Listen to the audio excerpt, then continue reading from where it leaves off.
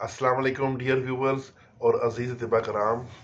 एक छोटा सा मुख्तसर नुस्खा, सिर्फ दो चीज़ें हैं उसमें। सालब मिस्री 30 ग्राम, सालब मिस्री 30 ग्राम और ज़ाफ़रान जो है वो आपने डालना है 1 ग्राम। ये दो चीज़ें हैं, इन दोनों को खूब बारीक कर लें, ज़ाफ़रान भी उसमें सलाया कर लें और दोनों को बिल्कुल यकजान पाउडर करके तो इसके आपने 500 मिलीग्राम वाले कैप्सूल भर लेने हैं।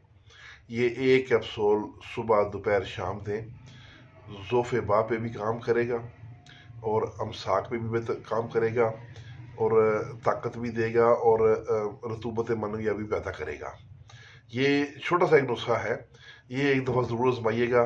इंशाल्लाह ये आपकी एक ऐसी चीज़ होगी जिसको आप अपने बैग में रखेंगे हमेशा तैयार, और जिस किसी को भी देंगे वो आपको आगे से खुशी का इजहार करेगा कि यार मुझे इसका बहुत अच्छा रिजल्ट मिला है।